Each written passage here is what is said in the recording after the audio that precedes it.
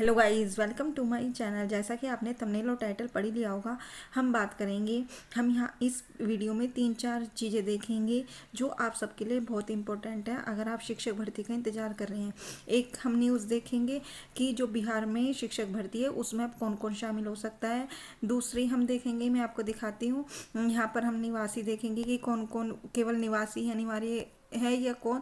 PM ने क्या tweet किया है, टीजीटी पीजीटी कब होगी, 4 वर्षीय बीएड कोर्स जो एनसीटी का आया है गाइडलाइंस, उसमें क्या है कि बीएड ही शामिल कैसे होगा, बीटीसी वालों का क्या होगा। तो आप वीडियो में स्टार्टिंग से लेके एंड तक बने रहिएगा, आपके सारे डाउट क्लियर हो जाएंगे। इससे पहले चैनल पर नहीं आए हैं तो चैनल को सब्सक्राइब करके बेल आइकन प्रेस जरूर कर लीजिएगा, क्योंकि यहाँ पर सारी आपको ऑथेंटिक जानकारी मिलती है और जो आपके लिए जो शिक्षक भर्ती टीचिंग की तैयारी कर रहे हैं उनके लिए ये चैनल पर बिल्कुल समय से अपडेट देते रहते हैं। और यहाँ पर जैसे ही बीएड वर्सेस बीटीसी का विवाद खत्म हो जाएगा, यहाँ पर आपको सुपर टेट और यूपी टेट की बिल्कुल फ्री ऑफ कॉस्ट तैयारी कराई जाएगी और सारे नोट्स आपको प्रोवाइड कराए जाएंगे।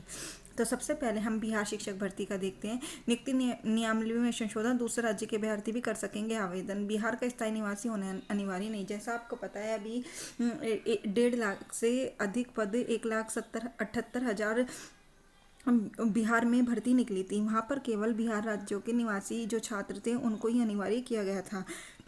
फिर स्टूडेंट कोर्ट चले गए तो वहाँ से खुद वहाँ पे राज्य सरकार ने अब अपने कदम पीछे ले लिए हैं और वहाँ पर अब अन्य राज्य के भी स्टूडेंट फिल कर सकते हैं। अब यहाँ पर कुछ स्टूडेंट का कमेंट आ रहा है, मैंने जैसे देखा है कि केवल जिन्होंने बिहार टेट पास किया है अन्य राज्यों ने के छात्रों ने केवल वही क्या अप्लाई कर सकते हैं। तो ऐसा कोई बाध्य नहीं है, जिन्होंने सी टेट क्लियर किया है वो वाले स्टूडेंट यहाँ पर फिल कर सकते हैं। आप पूरा स्टेटस पढ़िए। दूसरे राज्यों के अभ्यर्थी सामान्य श्रेणी में आवेदन करेंगे, लेकिन आप जनरल में आएंगे, चाहे आप ओबीसी हो, एससी हो, एसटी। इन राज्यों के अभ्यर्थियों को मिलने वाली आरक्षण समेत अन्य सुविधाएं नहीं मिलेंगी। नियमावली में संशोधन पर शिक्षा मंत्री चंद्रशेखर ने कहा कि गणित, भौतिकी, रसायन और अंग्रेजी में अभ्यर्थी नहीं मिल पाते हैं और सीटें खाली रह जाती हैं, इसलिए संशोधन किया गया है। इससे दूसरे राज्यों के योग्य अभ्यर्थियों को मौका मिलेगा। शिक्षक नियुक्ति में स्थायी निवासी की अनिवार्यता खत्म। यहाँ पर लिखा हुआ है, बिहार में शिक्षकों की नियुक्ति में पूरे देश के लोग पात्र होंगे, क्योंकि राज्य कैबिनेट के बहाली में होने की बिहार के स्थायी निवासी होने की अनिवार्यता खत्म कर दी गई। इसके लिए शिक्षक नियुक्ति की नई नियमावली में बदलाव किया गया है। बदलाव के बाद किसी भी राज्य के योग्य अभ्यर्थी बिहार में शिक्षक के लिए आवेदन कर सकें। पहले आवेदन करने के लिए बिहार का स्थायी निवासी होना अनिवार्य था। मंगलवार को नीतीश कुमार की अध्यक्षता में ये बैठक हुई। कैबिनेट के अलावा और भी राज्य थे, तो इसका मतलब जिन्होंने भी सी टेट क्लियर किया हुआ है वो भी अगर स्टूडेंट बिहार राज्य में फिल करना चाहते हैं तो कर सकते हैं। नेक्स्ट है, पीएम सीडीएम इंटर्नशिप से युवाओं को देंगे 7.5 नौकरियां। योगी जी द्वारा ये किया गया है। इन्होंने कई बार बोला है कि हम इतनी नौकरी देंगे, लेकिन अभी तक कोई नौकरी नहीं मिली। यहाँ तक कि 5-6 साल से जो शिक्षक भर्ती नहीं आई है, जिसमें लाखों पद खाली हैं, जो रोज ब्यौरा निकलता रहता है, उसका भी अभी तक कोई अता पता नहीं है।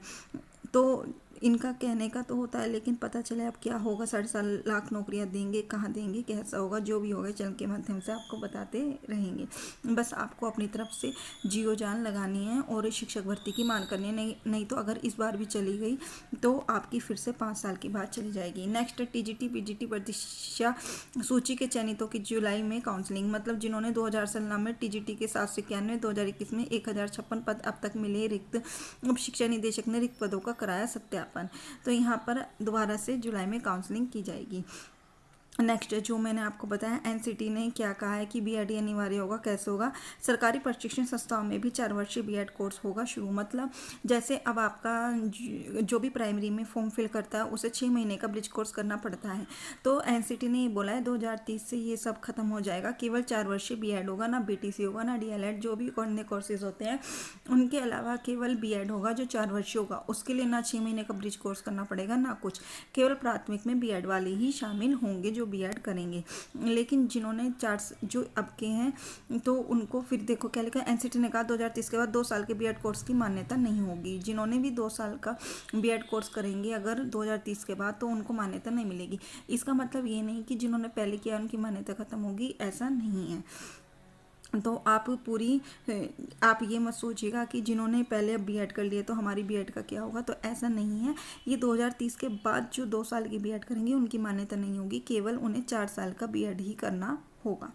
तो जो भी होगा इस चैनल के माध्यम से आपको बताते रहेंगे। जो आपका BAT वर्सेस BTC विवाद है उसका अगर 2 जुलाई तक, जो आपका सेकंड वीक है जुलाई का, उस तक आने की संभावना है। जो भी होगा इस चैनल के माध्यम से बता देंगे। आप चैनल पर बने रहिएगा। आज के लिए इतना ही। Thank you.